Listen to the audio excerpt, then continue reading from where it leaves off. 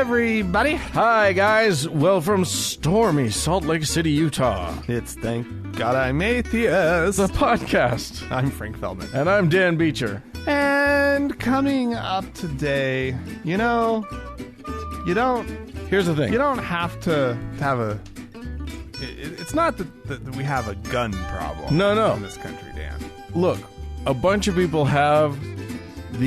The United States has more mass shootings than any other country in the world. We're number one. We're number one. We're number one. But the solution to this is well known. Lots of people been saying it. Yeah. We're just going to talk about it. Yeah. Because we're the Wild West in this country. Can I say something real quick? What's that? We're working towards something. We have a goal on this show. Do we now? I'm just trying to get right in front. I just want to remind folks we are trying to become a listener supported show. Yeah, only we're trying to get rid of the ads. We don't want to do it anymore. And you can be supportive of that process. All you have to do when I'm finished with this sentence, you pause the show. You go to thankgodimatheist.com. You click on the Patreon link on the right-hand side of the page, and then you just sign up for as little or as much as you want, and you're part of it. It's not a matter of like we're not going for a number a monetary figure. Right. We're going for a number of people. Right. Because we just want to have. We're trying to encourage listener support. Yeah, and we are within striking distance of the next goal. Yeah.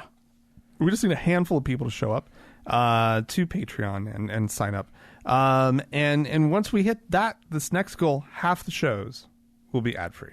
Yeah, how about that? How sound is that good? Or how good does that sound? And also, as soon as you sign up on Patreon, you have access immediately to an ad-free version of the show. So every single you week. Get an ad-free version for you, right? Guaranteed, and you help others get fewer ads. Yeah.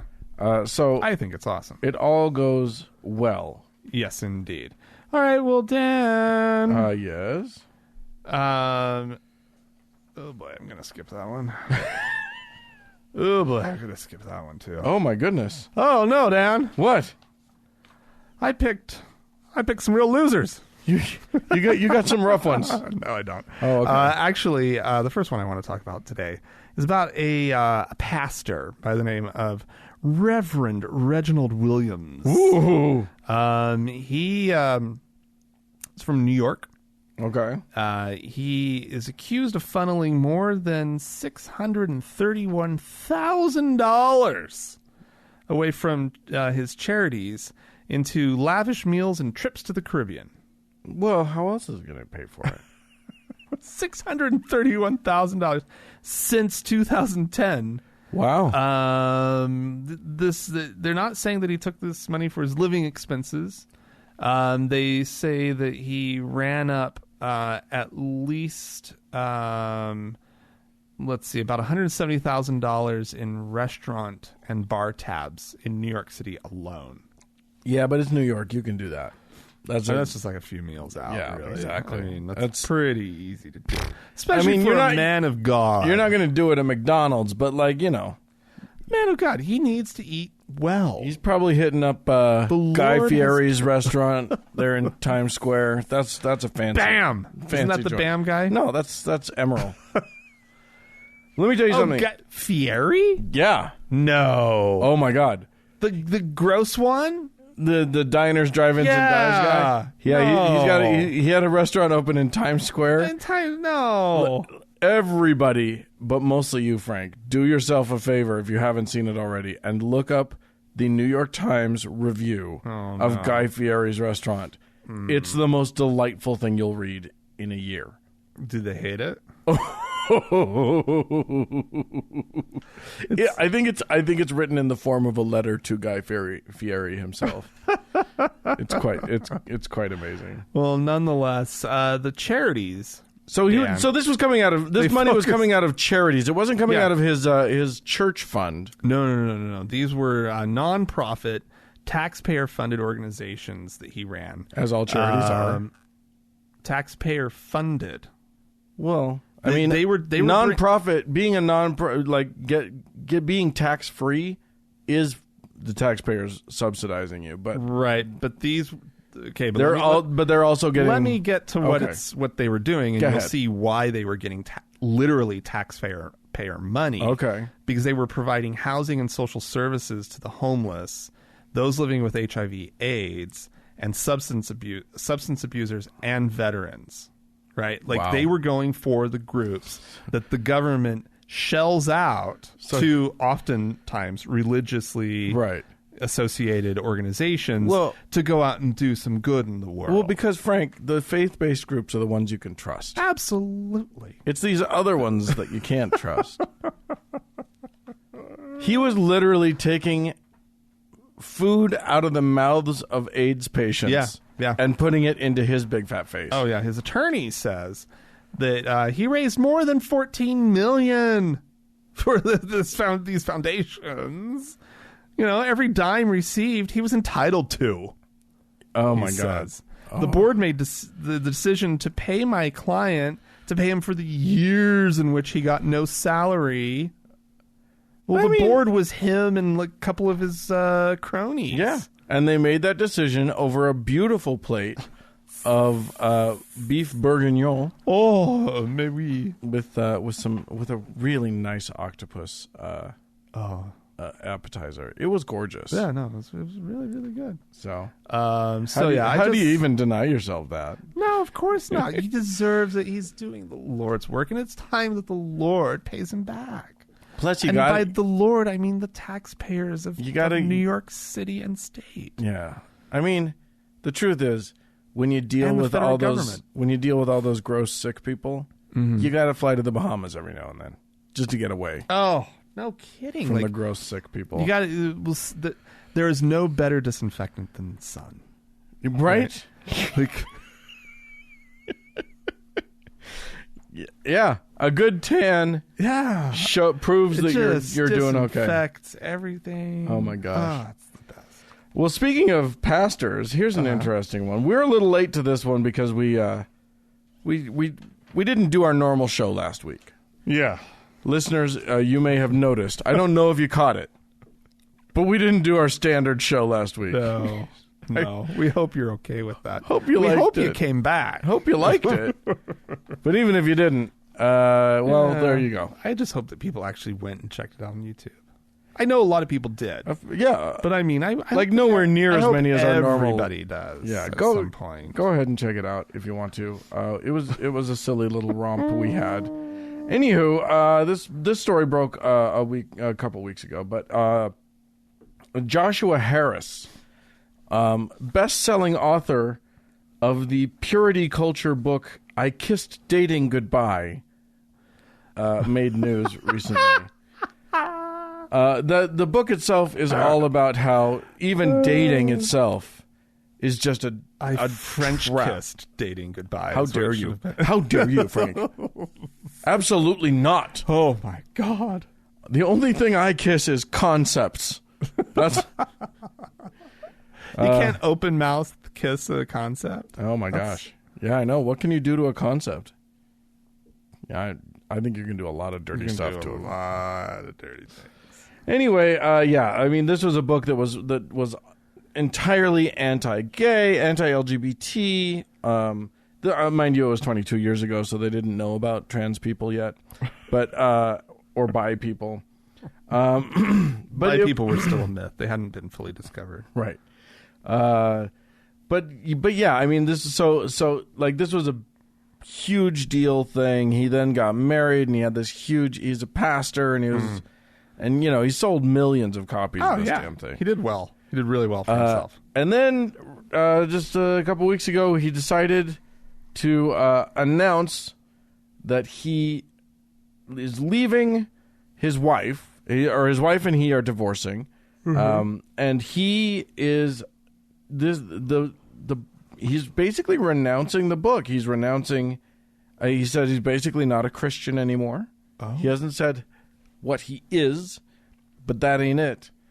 And he's well.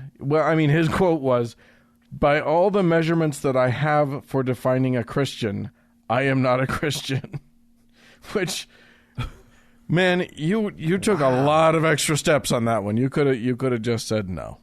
Mm-hmm. You could have just said that last little bit. Anyway, yeah, he says that he is repentant for his quote, repenting of my self-righteousness, my fear-based approach to life, the teaching of my books, my views of women in the church, and my approach to parenting, to name a few. What happened to this guy? He says, to the LGBTQ plus community, I want to say that I am sorry for the views that I taught in my books and as a pastor regarding sexuality. I regret standing against marriage equality, but for not affirming you and your place in the church, and for any ways that my writing and speaking contributed to a culture of exclusion and bigotry, I hope you can forgive me. That's a lot. That's a lot. And it's unequivocal. He's not hedging anything. I know. In that. It's pretty remarkable. I mean, I think it's a very good first step. Mm-hmm. I think with all of these things that people hopefully, I think the really sincere and contrite person in his situation would sort of assess, what can I do to pay back and to fix, right, like the damage that I did. And there is nothing that's going to undo the damage, right? But how do you what is your penance, right? And how do you try to make it right, to make an amends? Yeah, amends. Yeah. And in his case, one hates to be overly cynical. Mm-hmm. But it's probably going to be another book that will make him millions of dollars. Yeah. But then he should take that money and he should be donating it. Yeah. He should 100%. That's how you really do it. Right. It's not just a book that gets through to a few people. It's you write a book and you donate the proceeds. Yeah. Or at least, like a sizable. Yeah. Amount. Yeah. You can have enough to live. After you take care of yourself first, then you sort of pay, because you have to live. Right. I mean, you have to keep the first $600,000 for meals and expenses. You gotta pay for the boat somehow. Right. There you go. All right. Well, Dan, I got the story of a congressman. Yeah, I think a lot of our listeners probably have heard a bit of this story, to be honest. It was making the rounds, but I just felt that it was, with the shootings that happened this last weekend, that we should probably acknowledge. And the way that and we're talking specifically about the shootings in El Paso and Dayton. Yeah. And there was something about these, and the fact that the back-to-back nature of it, I think that really has shaken the nation, more so than the last few shootings, I would say. I would say that there have been a handful of other shootings that I've heard about, and sadly, it's this white noise in this country. We're becoming quite inured to the whole thing, and it's really disturbing that that's what's happening. So there is something that God, I hate to say it like this, but if there can be any good, right? It's that the nation does seem to be really paying attention right now. Maybe, to yeah. This. And hopefully something can be done about gun control. And hopefully people start thinking in terms of watching their elected officials and going, oh, that guy's, one guy's doing a thing, one guy's not doing anything, vote him out. Yeah, and I'd like to talk about somebody who might need to be voted out. Okay. Representative Louis Gohmert. Oh, Louis Gohmert. He's a Texan, ain't he? Yeah, Republican. Yeah. Texas. He went on to, so he's described as a prominent Republican. He's a pretty big deal, yeah. Really? Yeah. All right. He's been around for a while. Really? Oh, okay. Yeah. Well, anyway, he went on to a local news station, KETK. And he and the host were talking about how the mass shootings were being politicized, and Gohmert said that the El Paso shooter should not be prosecuted under federal hate crimes laws because that could lead to pastors being put in prison. Oh? This is something that the right likes to do. They like to conflate hate speech, right, which would be what pastors do.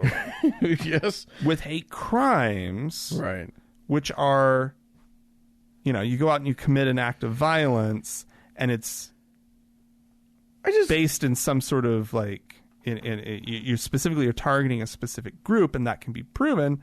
Then now you take the whatever you did, and you make the punishment more severe. It's a hate crime. Yeah. Right? You went and you shot up a bunch of people. Okay, that's horrifying. You went up and shot up a bunch of people because they belong to a certain group. Right. In this case, Hispanics. Right. Holy shit. That's horrifying. Right. And there is not a soul who's going to look at a pastor who's saying stupid things over the pulpit and say that it's the same thing. Right. Of course not. Of course not. But the thing that my takeaway from this is that he's very much admitting that the gospel is racist and hateful. Well, no, yeah, he's very much admitting that. Like the gospel of his church, the one that he cares about, is very much in danger of being conflated with hate crime. Yeah. That's what he's admitting. Yeah. Okay, Louis. Yeah. If that's what you want to admit, I wouldn't cop to that if I were you, but whoo, doggy. That's an interesting one. Yeah.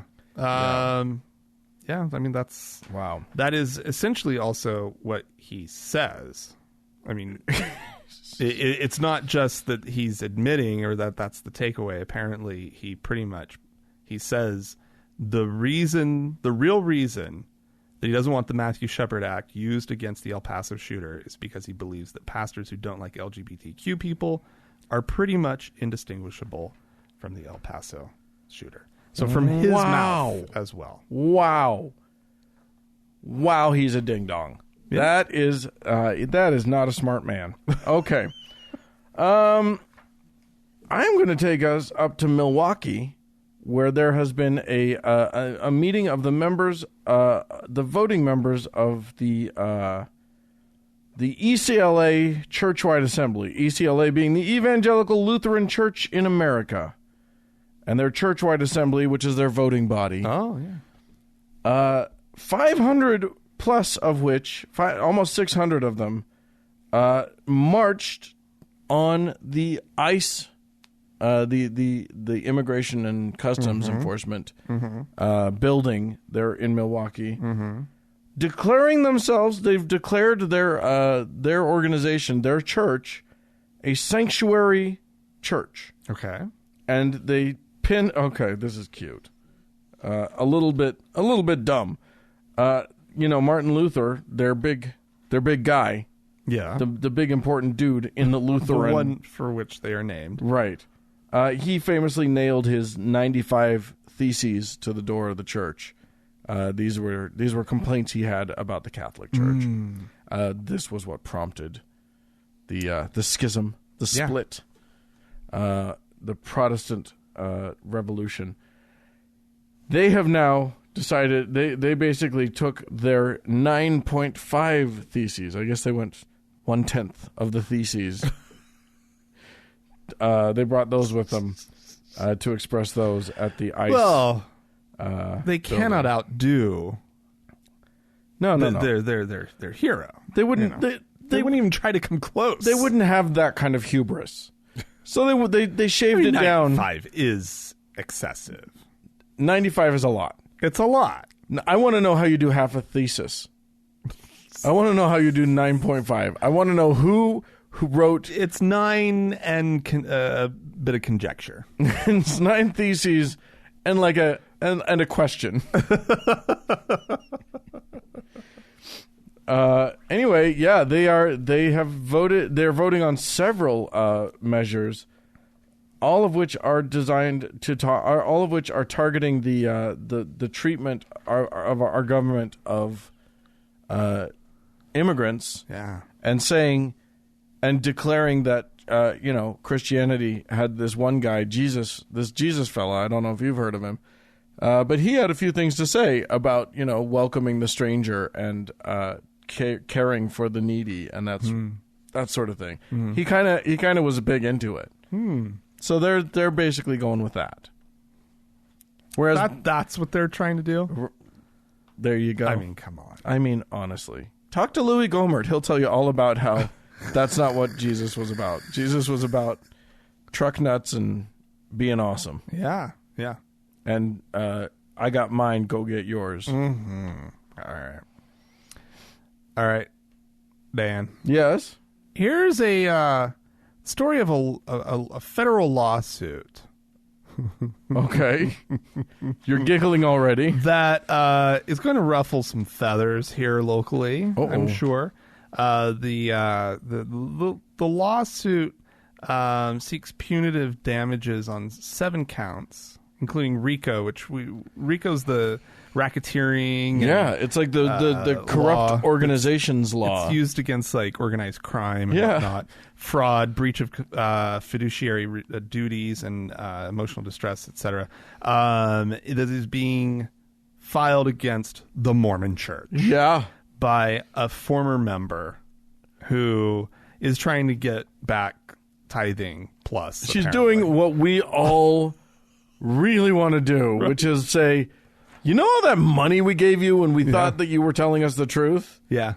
Can we get that back, please? Now that we know that you were lying to us the whole time? Yeah. And that's what it all hinges on, is whether she can demonstrate in court that they knew that they were lying. Now, of course, it's this is an uphill battle, to say the least. There's freedom of religion, etc. She is never going to be able to win this thing. The things that she's pulling in, okay, so she says that the, quote, Mormon corporate empire has driven worshipers to existential crises, suicide, anxiety, and depression by peddling a scheme of lies centered on the church's or on the religion's creation and its scriptures. It's apparently just a scathing 75-page class action against the Church of Jesus Christ of Latter-day Saints, right? The Mormons, yeah. And it says the complaint states the material facts upon which Mormonism is based have been manipulated through intentional concealment, misrepresentation, distortion, and or obfuscation by the LDS to contrive an inducement to faith in Mormonism's core beliefs. Yeah, so she's saying the Mormon Church knew that they were lying, knew that they were putting out a false story about the origin of the church with Joseph Smith and all that sort of thing. And they did it anyway, and they perpetuated that narrative to get people to join their church. Yeah. All of which is true. Demonstrably true. True. Absolutely she will never win this case. There's no chance. There's exactly 0% chance that she has a chance at winning this case. I love it, though. I do, too. Here's the thing. I don't think that's what she's up to. I don't think she's trying to win the case. I think she's trying to get the church on the record saying that they knew that they were she's just going to try and trap the church into saying stuff that they don't want to say, even if it's just acknowledging more of their history than they want to acknowledge out loud in front of everybody. Well, it would definitely do that. It would definitely, because this is going to get some coverage locally. Oh, yeah. This is going to be on the TV station. It has done so. And in the Tribune, so forth and so on. Right. This is going to get a lot of people talking. Right? Well, and she's going to file for access to their records up in the mountain, because literally... It all depends. Like, at what point, when can a judge just throw the whole thing out? At the very beginning of the whole process, right? Yeah, probably. I mean, you're right. It's an effort to get to those things. Yeah. But I I mean, I don't know enough about sort of the legal ins and outs of such things, but it just seems like, come on, freedom of religion. Yeah. Like, this whole thing is going to hinge on that. Look, we the know church how... will deftly make sure that it hinges on freedom of religion. Listen, this is a multi-billion-dollar organization. They have a whole building full of their own lawyers in this town. They're impenetrable. They're impermeable. They're going to be fine. It's just a matter of, like, how much can we get them? How much can she get her message out before the church just slams her into oblivion, which is going to happen. There's going to be a smear campaign against her. There's going to be a lot of stuff. Yeah. Anyway, there you go. It'll be fun to watch in the meantime. I will take us finally to North Carolina, Sanford, North Carolina, where a sheriff's deputy is suing. He was fired from his job as a deputy. Why? For religious reason. He was fired because of discrimination against his religion. Oh, that's terrible. All he was trying to do... never happen, Dan. Not in this country. Never. Never. Shouldn't happen anywhere. But I mean, come on. Listen to how blameless he is. He was trying to follow the Mike Pence rule. He's a married man. He's a deacon of his church.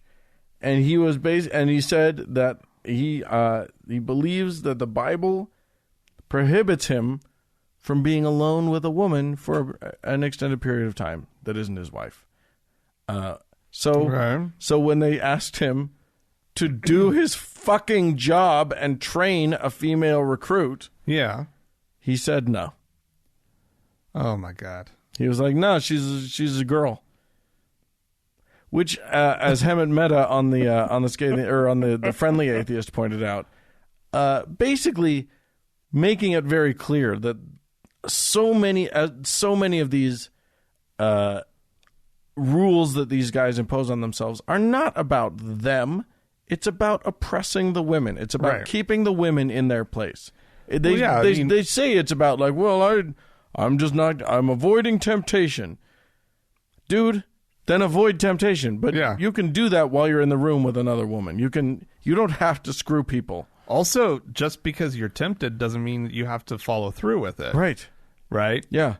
Like, just be a grown-up. How about? And also, you're probably gross. Yeah. Yeah. She doesn't want to have anything to do with you. 100%. So, let's see. Yeah, because, like, how does if everybody followed this stupid rule, because, I mean, I suppose somebody in his position would say, well, I'm fine. I'm not against women being on the force. Another woman could train her. Right, or something like that. Something along those lines. But how does that first woman get trained? Yeah, right? Exactly. How are women supposed to progress in these fields? Right. And if you're one of the good trainers, gain access, you got to train all the people. Yeah. Otherwise, exactly. He just doesn't like women on the force, I bet. Yeah. 100%. 100%. He just doesn't want women to be these uppity women thinking that they can just tell a man what to do. Yeah. Next thing you know, they'll be his superior officer, and then what? Jesus, yeah. Holy crap. Don't train him. And then you're fine. Then you only ever have to work for men. That's right. Thank God. That's what real men do. Well, men work for men. Yeah, exactly. Well, if you want to tell us about the men that you work for, please write to us, podcast@thankgodimatheist.com. Or call and leave a voicemail message. The telephone number is 424-666-8442. Indeed. Go to the Facebook page, facebook.com/TGIAtheist. Click on the like button. Join that group. And while on Facebook, search for the TGIA Members Only Lounge and request to join. Yeah.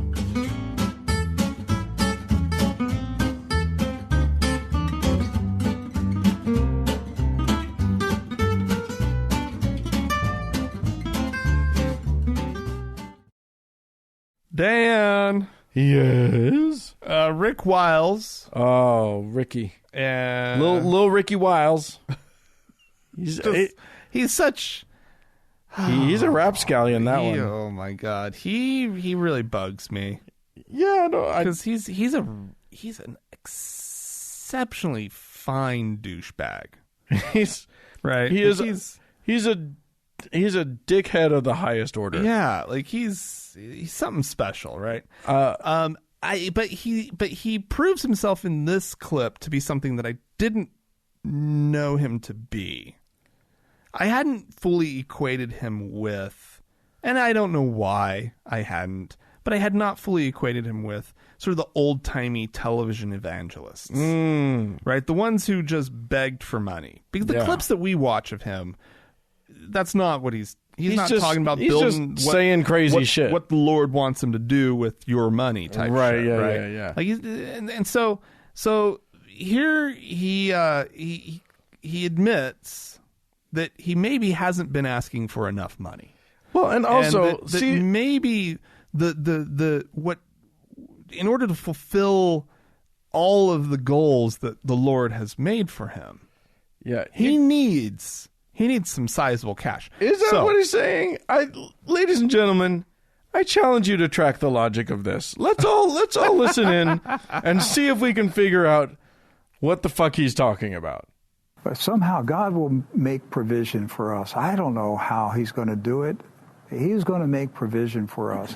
I've upped my request, Doc. I've been praying, asking God for $10 million. I'm now telling I need $100 million. Yeah. The vision he's put in my heart, I need $100 million. It is a global vision to build a platform for the body of Christ to get us through to the end until Christ comes back. It's going to take an enormous amount of money. I don't know where it's going to come from. I don't know who's going to finance it. But I know that God has unlimited resources. Amen. And he is my source, and my faith is in him. If the Lord has unlimited resources, but why not just, Then the Lord should give you $100 million. Why not? There are ATM machines everywhere. Yeah. Why not get the Lord to just open a few of them up for you? Or just add a couple zeros to your bank account balance. Look, it is well within the Lord's ability. Take all of the furniture out of one of the rooms in your house and just pray for the Lord to put $100 million in there. Oh, I don't know. He can do it. He has unlimited resources, Frank. I just didn't realize that Jesus is just a giant piggy bank. Oh my gosh. I think I've been doing this whole thing. You did too realize it. That's basically all we've seen from everyone that's started a religion ever has seen Jesus as a giant piggy bank. That's what he is. That's the whole point. Oh, it's the best con ever.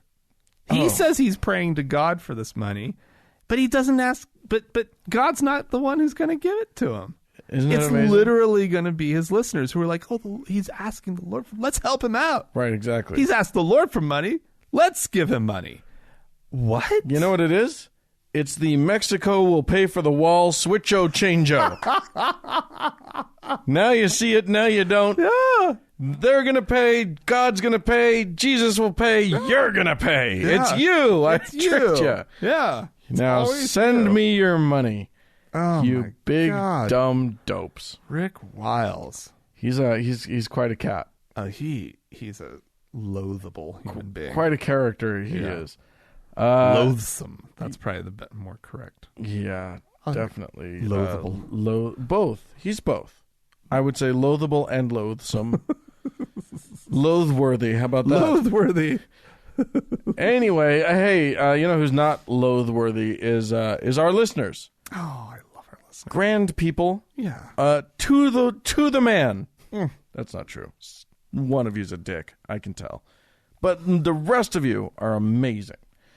And I'm going to read a few things from some of them. We had some people write into us. Hey, you guys. I've been listening. Oh, this is from Kara. I've been listening to y'all for I don't know how long. And I'm finally getting around to telling you my funny Jim Baker experience. Yay! I love Jim Baker. We definitely feature Jim. I shouldn't love him. I wouldn't really like him. Oh, like as a human? No, he's a terrible person. Again, if somehow he was in like your circle of friends, right? Oh yeah. No, he's the one. He comes walking into the party, and you're like, God. Oh, that guy. He showed up again. Well, hold that thought. Who keeps inviting him? Hold that thought. I will go on with what Kara had to say. He's my cousin of some sort. No! My mother's maternal uncle's son. I was raised deep in that Assembly of God Pentecostal, she puts in parentheses, pent-up hostel, nice. PTL Club lifestyle. I don't know what PTL Club is. Praise the Lord. Oh, okay, there you go.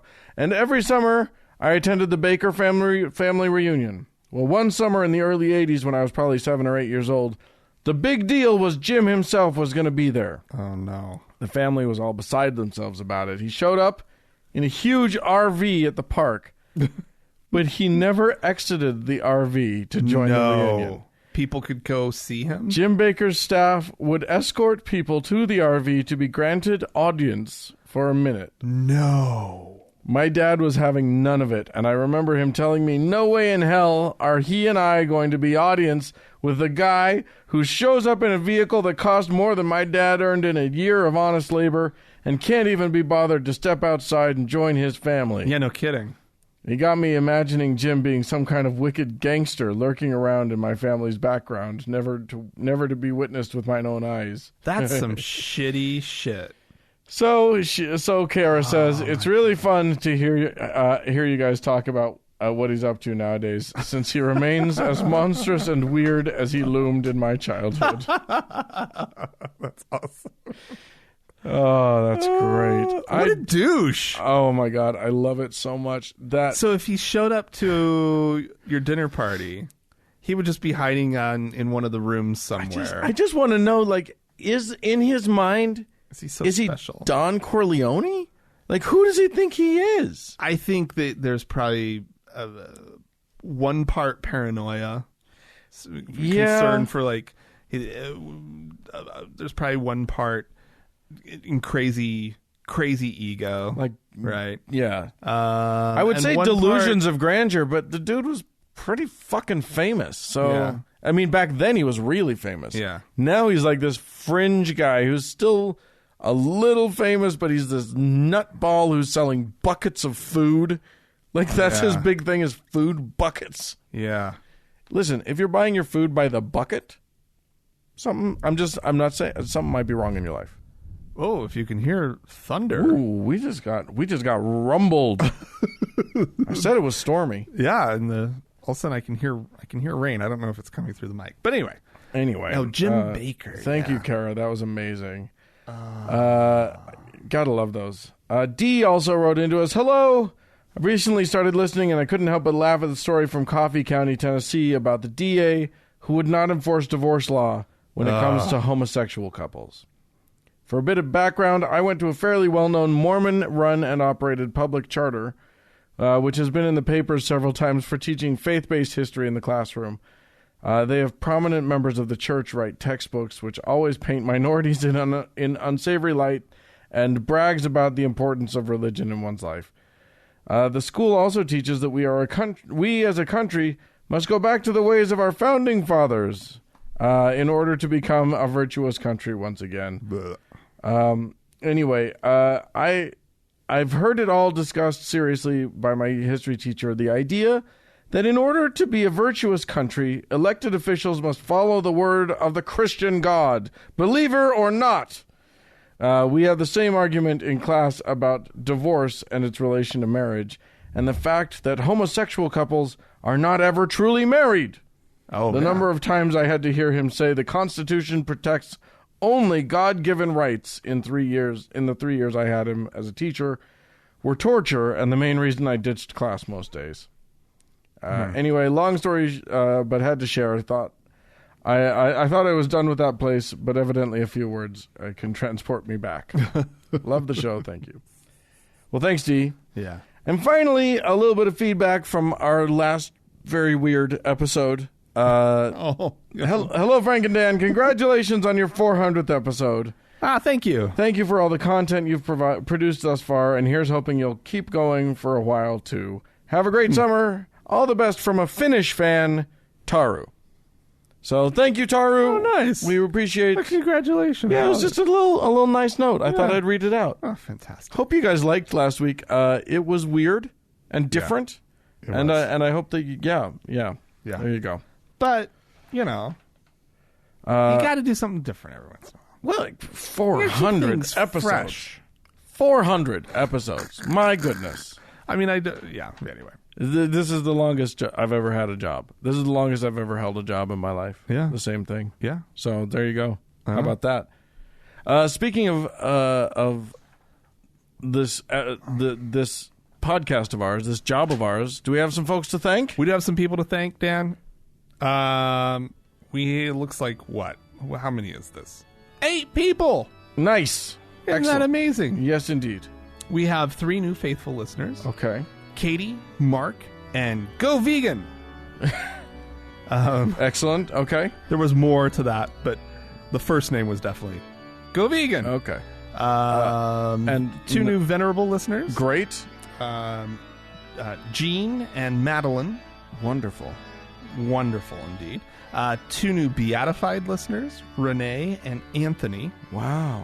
And we have a new saint. What? Saint Melissa. Oh, peace and blessings upon all of you. Most specific, I mean, obviously, sainthood is a big deal. And it's a big deal. Melissa, you're nothing amazing. to be taken lightly. No. The canonization process, you know, it is in depth. Arduous. It is a grueling process in which you just sign up for more money. So indeed, and of course, Dan, we have to thank there's one more. Our top donor. Yeah, our Lord and Savior, Hannah. Long may she reign forever in our hearts. Frontwards she lives and backwards, forward and onward. We appreciate all of our donors so much. If you would like to become one of the donors and help us get to our goal, we're so close to our next goal. We're getting there. We're like 10 people away from 300 something like that. Donors. Yeah. Jump onto it. Go to thankgodimatheist.com. Click the banner on the right-hand side of the page. It'll get you there. It's super easy to do. Or just look us up on Patreon. However you want to do it, and then become one of our donors. We super appreciate it.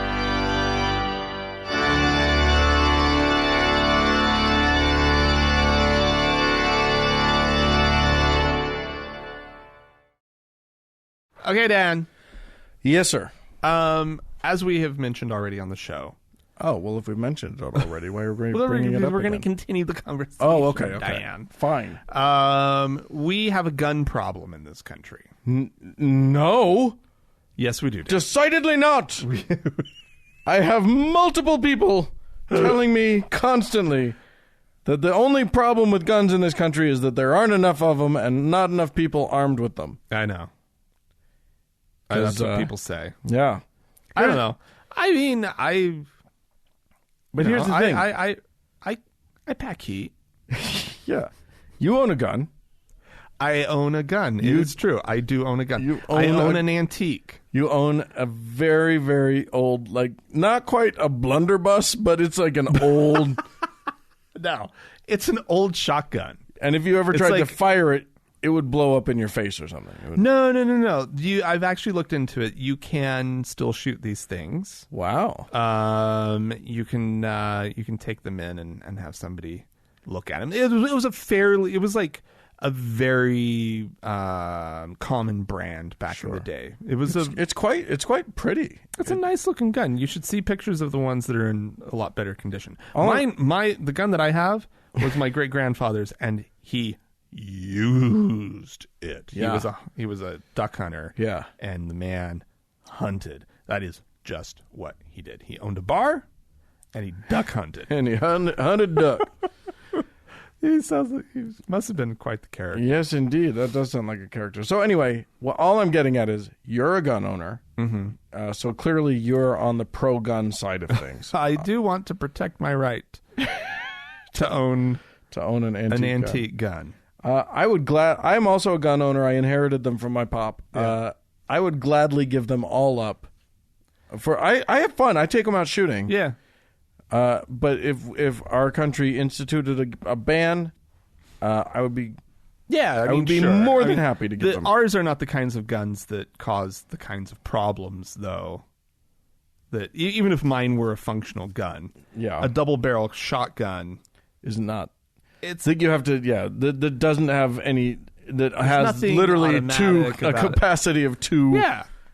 Like, yes, it can do some damage. Sure. There's no denying that, but that is not what we're talking about. But also what we're not talking about is the gun question. Because a lot of the dialogue that's coming from the pro-gun segment of society has pivoted from talking. They won't talk about guns now at all. Right. What they're talking about, for instance, I've seen a story with NRA board member Ken Blackwell. Oh, yeah. Saying that the mass shootings are a problem with hearts without God.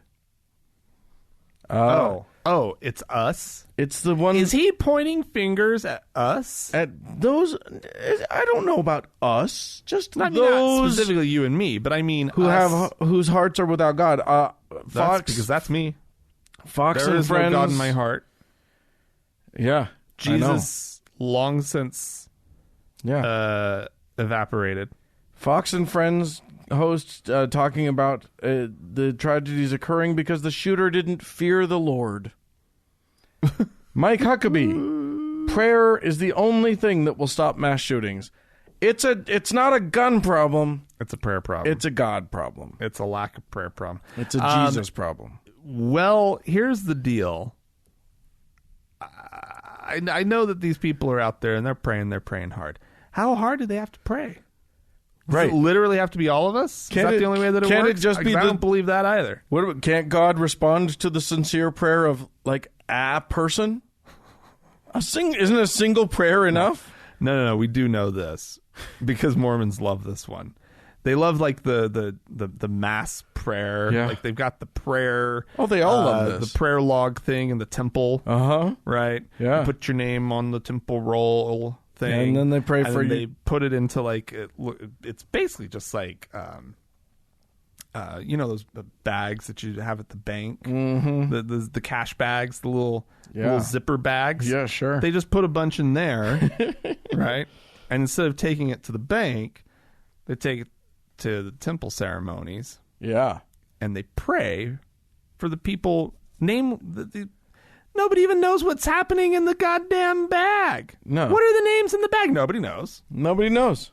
But the Lord knows. Yeah.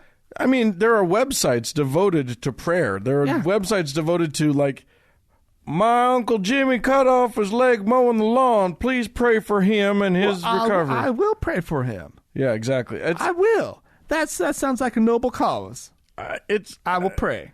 How the fuck do these people think anything works? Right? Because intercessionary prayer, just like the whole concept of it, is insane. When has it ever worked? But beyond that, God, almighty, all-knowing, all-powerful God, right, who has a plan for the universe, right, and for everything in your fucking life, and you're gonna go to him and be like, "Hey, don't know what your plan was, but if your plan was not for Aunt Susie to survive this cancer, could you change your plan?"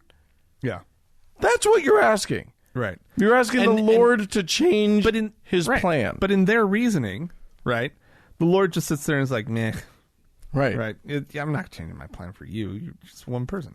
Right. Oh, wait. Oh, there's a few people asking, well, it won't be that hard. You know? Well, oh, no, this is a really tough one. Holy shit. I'm going to wait till... Wow. There's a whole 1,000 people praying on... I definitely pay more attention. You know what I'm going to do? There's that kid over there with a gun. Right. I'm going to stop that. You know what? I'm going to stop that kid from shooting up. What? I mean, it's insanity. Well, the other thing that they're clearly... is he going to change his heart? Is he going to make the gun jam? Is he going to... Like, what is he going to do? He's never done it. Here's the other thing. If the problem is a we don't have the Lord in our hearts in this society problem, if that is the problem, then by extension, other countries that are more atheistic than our country should have proportionally more mass shootings than we have. That's Dan, just logic. Dan. What? We're one of the it's us and Israel, the two elect nations. That's right. Well, okay. And so because of that, we have a higher responsibility. I don't think people really understand how this all works, Dan. I hadn't been thinking in terms of elect nations. Yes, it's true. We're special. We're a chosen nation. Yeah. We're the promised land. Yeah. Well, we have the Lord's. What did he say in that clip? I don't know. It was something awful. But anyway, no, that is immediately where their minds go. Maybe with that argument. No, I promise you. I know. I just think they what they don't want is to have to do any logical reasoning at all. So I don't think they get that far. Well, and the ones that are making up all these arguments, because all it would take is a couple of these leaders on the right to be like, yeah, let's get rid of all the fucking guns. And half their followers would just be like, yep, let's do it. Yeah. Right? More than half. Easy. So many, easy. The country's sick of it. The country is ready for some, at least, controls. Right. But the leaders are bought and paid for by the NRA. Yeah. And that is so fucking clear. 80%, I think I saw this statistic. I think it was 80% of the nation favors really strengthening background checks. Yeah. And there was something else, and just better gun control. Getting rid of bump stocks, getting rid of all the sales loopholes. Right. You can't buy it online. You can't buy it from the gun show. You can't buy it from another person. You list out all this stuff, I can't back up the 80% claim anymore. Right. But it is a majority of the country. Yeah. Right. So all you listeners in other countries, just know most of us want this to change. Yeah. And it's the dipshits in Congress who won't do a good goddamn thing about it. Right. Because the amount of money that comes to them from the NRA. It's insane. And it is interesting. Like, the talking points are just sent out to them from the NRA, from Plus. But it is interesting that they're not talking about guns. They refuse to say the words guns right now. They are only talking about prayer, about Jesus, about whatever. That's their pivot. So watch for it out there. If your loved ones try to pull the little Jesus shimmy shake on you, if you're having a conversation, no. This is about guns. This is about what we need to do to protect ourselves. Yeah. And if Jesus is going to fall asleep at the fucking wheel and not protect us, I guess we'll have to do it ourselves. Yeah. And also, here's the other thing about their logic. Okay. So let's just assume that you're right, and that the problem that is causing all of this gun violence is that there's not enough Jesus in our hearts. Well, guess what? We just have to accept we're in a country that's less and less Jesus-y, and that is the continuing trend. So we're not going to be able to change that part. Right. Might as well fix what we can. So this is an interesting point. This should be the argument. Right. Is hey, listen, like, I know you want us all praying more, right? And that's going to fix the problem. We're not going to. We're not doing that. We're not. But here's what we are willing to do. So basically, you guys need to protect yourselves against all of us crazy heathen atheists out here. You should probably get rid of all the guns. You should probably not let us all have guns. Which, by the way, that includes you. But let's just clamp down on the guns a little bit until we get the prayer. Once we get the prayer thing in order, then we can release the guns back into the wild. But until that time, let's just reel it on back. Yeah. Anyway, dangerous world. Yeah. Anyway, I'm sure some of you want to yell at us about our gun control position. That's fine. You can write into us, or if you want to say we didn't go far enough. Either way, write into us, podcast@thankgodimatheist.com. Or call and leave us a voicemail message. The telephone number is 424-666-8442. It was nothing but spam calls this week, Dan. Oh my God. China. It was Chinese. China is calling us. We do not speak your language. Thanks for the call, though. Thanks for the call. Next week we'll play one of them. Anyway. Anyway, go to the Facebook page, facebook.com/TGIAtheist. And also, while on Facebook, search for the TGIA Members Only Lounge and request to join. It is a closed group, but we will let you in. Yes. Find us on Twitter as well. Yeah. I've been tweeting a little lately. Have you? Yeah, it's at TGIA Atheist. How fancy. I do it from time to time. Yeah. There you go. I can't promise a lot, but we're there. We're there. Hey, thanks so much. Speaking of our social media, to Mackenzie, congratulations on opening your new thing. So much. She's the person who does our Facebook page. Yeah. Thanks to Amy and Danny for their work on the Members Only Lounge. And a big thanks goes out to the Red Rock Hot Club and also Gordon Johnston for the use of their music. Yes, indeed. And thank all of you for tuning in. We love you. Bye-bye.